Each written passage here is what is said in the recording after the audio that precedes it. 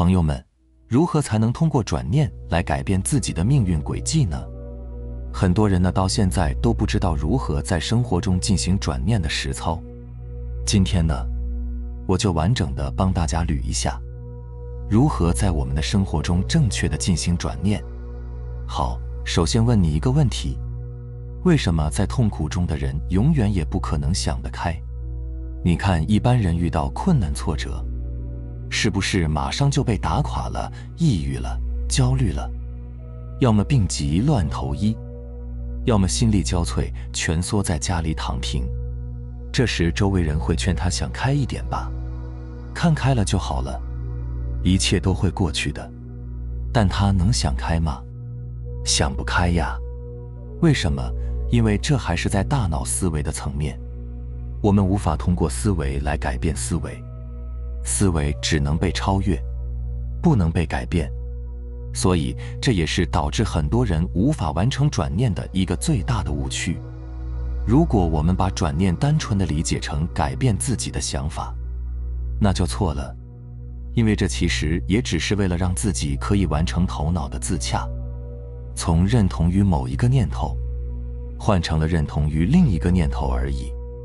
你看，这还是处在思维和习惯的认同之中，并没有从头脑出离，跳出思维和认知的局限性。而真正的转念，则是指超越固有的自动化思维反应机制，让意识降临，让内在能量场域的振频发生根本的转变，这样自然就会一点一点地打破自己原本既定的命运轨迹，最终实现改命。那么这种头脑的自洽和真正的转念有什么区别呢？我们又该如何区分呢？其实它们真正的区别就在于有没有在念起之时提起那一念觉知，跳出念头去看待念头。试想，当你都没有觉察到自己正在认同于某个念头，并且正在让这个念头以及它所产生的情绪驱动着进行各种造作而不自知，那又谈什么转念呢？念头在我们的头脑中只会有两个归宿，第一就是被认同，也就是以执念的形式存在，结果呢，就是你就在这个执念之下，陷入到各种情绪和造作的行为里受苦。第二就是被接纳，也就是你全然的接受和允许任何念头的出现，不抗拒，不排斥。这样一来，你的头脑最终就会被超越，而执念就像乌云一样，自己就散去了。第一个执念的归宿给我们带来了情绪，而后者则带来了内在的安静与和平。事实上，念头既然已经出现在大脑里，就是已经发生的果。面对结果，除了全然的接纳，又能做些什么呢？你对它的否定抗拒，想要让坏念头消失的想法，难道不是一个新的执念吗？这其实还是大脑在习惯之下的权衡利弊，是想用认知去管理情绪的一种体现。你之所以想要去改造一个念头，是因为你先一步把它定义为了一个坏的念头，非好即坏，这不还是在头脑的二元对立之中纠缠吗？所以这依然还是你头脑的思维游戏。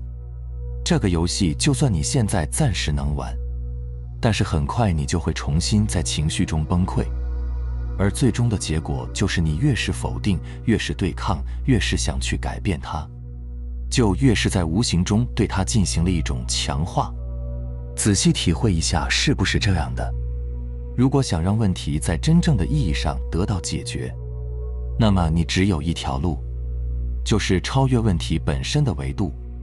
没错，我的意思就是超越思维本身，而全然的允许和接纳，还有不介入的观察，这正是对头脑思维的一种最理想的超越。正是在这种超越的过程当中，你的意识才可以降临。在这种状态下，你的执念自然就会被转化。那具体我们该怎么做呢？首先，在你情绪升起的时候，快速提起觉知，然后再通过深刻而又耐心的潜意识的自我观察，去看见隐藏在情绪背后的起心动念。这就是内观，这就是转念的第一步，也是最重要的一步。所有不提内观的转念，都不是真正的转念。为什么我要如此的去强调内观对于转念的重要性呢？很简单，因为你必须要知道，所谓转念究竟是谁在转，也就是这个正在进行转念的主体是谁？是这个正在思考的肉身吗？亦或者说是这个肉身的大脑和思维吗？都不是。在内观的过程当中，真正的主人翁正在悄悄地降临，它就是你的意识。只有当你以完整的意识独立存在的时候，你才真正是你，你才是自由的。此时的你已经跳出了三维世界的二元对立，已经超越了原本你所认同的思维。内观正是在帮助你从你正在认同的头脑当中出离，摆脱习气的驱使和控制，重新回归于意识，回归于当下。通过内观，你成为了自己真正的主人。刚才正在真真切切地代替你存在的思维幻想，都在刹那间烟消云散。当你不再是你头脑里的思维的时候，小我消失了。此时此刻，你的头脑和思维对于你来说，才是真正意义上成为了一个奇妙而又强大的工具。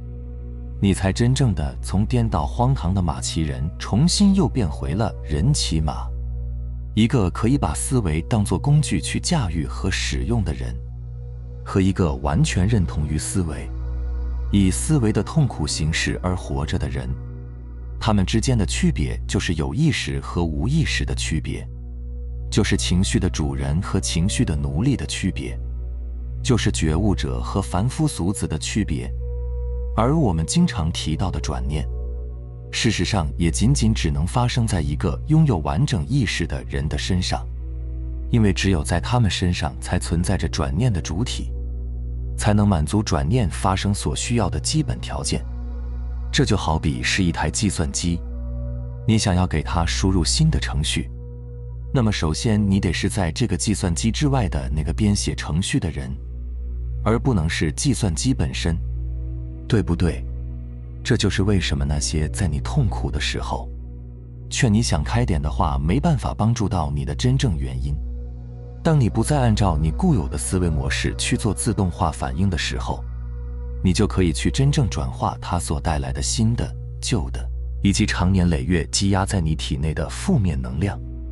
当你的内在能量场域从低频的、消极的、负面的，转化为了高频的、积极的、正面的时候，你的命运注定也将会随之改变。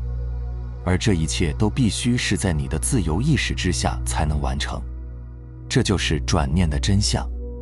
举个例子，比如我们在马路边走的时候，不小心踩到路边的一块香蕉皮，滑倒了，看着自己受伤的膝盖和被弄脏的新衣服，脑袋里立刻升起了一个个评判：扔这块香蕉皮的人真可恶，有没有点素质了？肯定是故意的。我今天太倒霉了吧？你看，我们的情绪就这样被头脑里的评判和看法调动起来了。这些想象呢，会放大情绪，然后情绪呢，又继续返回来放大我们的想象。它们就像两个对着摇摆的镜子，都因为对方的存在而获得了无限增长的空间。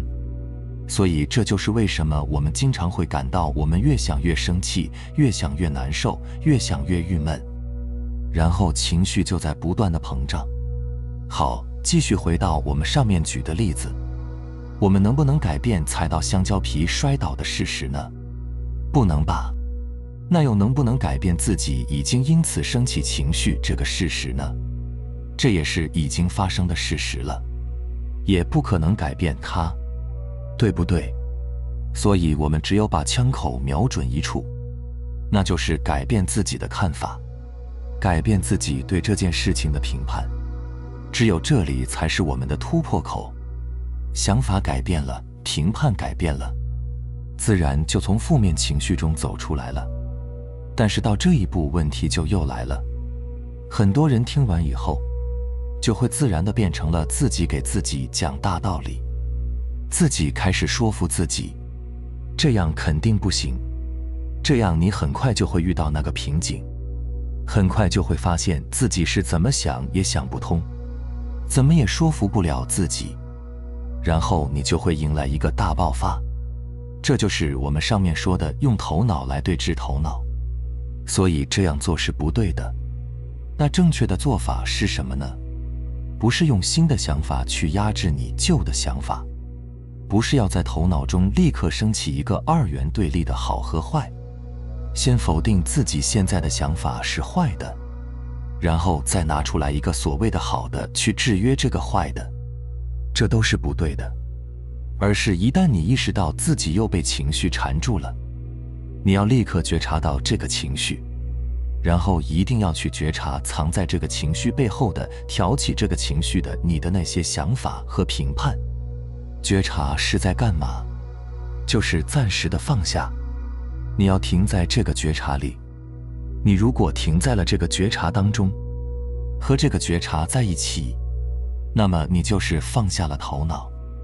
保持觉察就是保持安静，不介入的看见、注意到。当你完成了这个觉察的过程以后，你就会发现你已经平静下来了。现在把你所有一切的注意力都放在你的呼吸上，让你的注意力跟随着你的吸气和吐气，感受着空气进入你身体的过程。这又是在干嘛呢？这就是在创造出一个空间，让觉知介入进来，让觉知充满了你此刻的当下。当你放下了头脑，回到了意识，回到了觉知里，你就可以安静地看见刚才的那个发生，看见出现了一个我正在如何评判着自己，正在如何评判着这件事。